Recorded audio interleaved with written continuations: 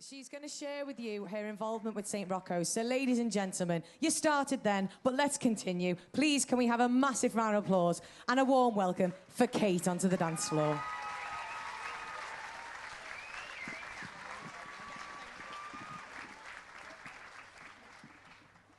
Hello, I'm very nervous, so just bear with me. Okay.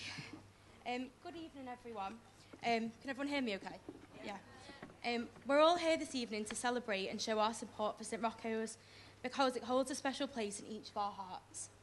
Everyone here will have their own special story and reason why St. Rocco's means so much to them, and I'm truly honoured to have been asked to share mine with all of you tonight.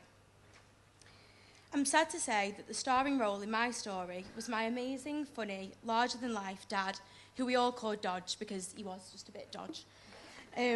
He was always the prankster, the life and soul, the first one to arrive at any party and always the last one to leave and could light up any room.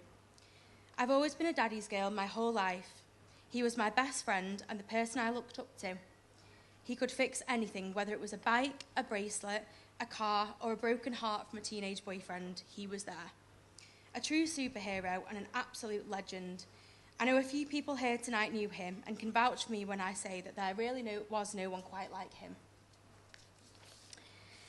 I remember the moment that I found out my dad had cancer so clearly.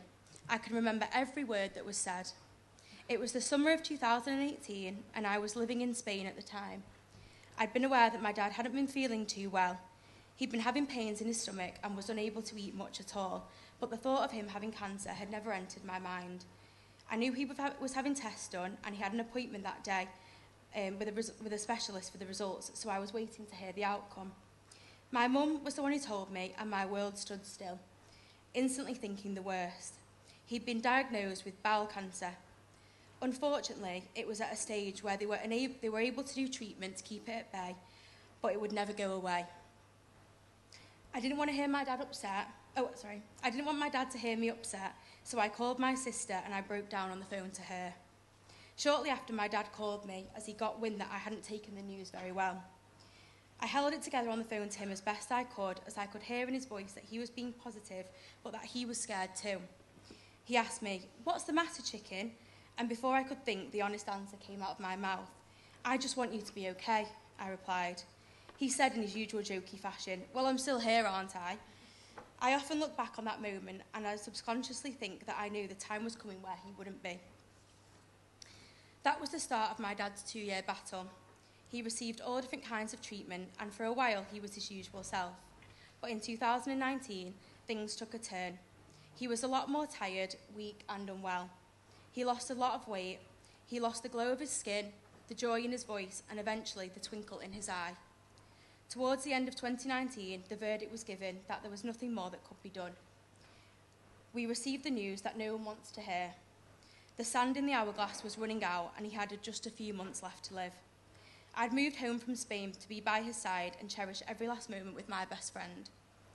In January 2020, my dad was taken into Warrington Hospital, where he was in and out for the next few weeks. There came a day where myself, my mum and my sister were advised to go and visit St. Rocco's ahead of my dad being admitted for end-of-life care. Up until that moment, I never knew St. Rocco's was more than a charity shop in Stockton Heath, where my mum would take clothes, old or new, that she'd found on my bedroom floor. My dad moved to St. Rocco's a few days later, and we all moved in as well. We worked there, ate there, slept there, and I don't think we went home for about 2 weeks. The staff there couldn't have been more welcoming, supportive, knowledgeable, and reassuring. The whole facility was such a light in what was a very dark and sad time. There was one particular day when I was talking with one of the nurses, and she told me that the hospice is not actually part of the NHS. Although they do receive some funding, it currently covers less than a fifth of their total running costs, which amounts to a total of £4.5 million per year to care for everyone who needs them completely free of charge. The rest of the funding has to come through donations, fundraising events such as this one, and St. Rocco's charity shops and legacies left by supporters in their wills. Without this, they wouldn't be here to care for those who need them and their families. I couldn't believe this when I heard it, and I instantly felt worried at the prospect that if funding was ever not available, that this amazing facility would not be there to support families like it was for mine.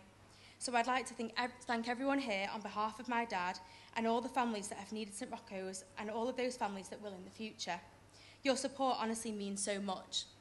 Events like this are an amazing way not just to support St Rocco's, but to support each other, to share stories, to raise awareness and spread the word about the amazing work that St Rocco's does and why it means so much to so many people. It sounds strange, but when I think back to those last 2 weeks with my dad at St Rocco's, I have such warm and fond memories. Even though it was an incredibly sad and hard time, there was so much love, sharing of memories, reminiscing, laughs and jokes, and that was all possible because the St Rocco's staff carried the weight of the pain for us. We were wrapped up in a little bubble and able to cherish the precious moments in the knowledge that my dad and us were being cared for. I know many people here will have already spent time at St Rocco's and know just how amazing it is. For everyone else, I genuinely hope that you don't get to experience it for yourselves, but I do know that it's somewhere that we absolutely could not do without, and hopefully thanks to all of you, we won't have to. It's been a privilege to be able to speak to you all tonight and be part of this incredible evening. If my dad was here, he would definitely drink too much, dance too much, and be the last to leave, so I expect that from all of you here tonight. Thank you again all for being here, to the dancers who've put in so much hard work, and St Rocco's for making this all possible. Please can we raise a glass to Dodge, St Rocco's, to all of you, and to an incredible evening.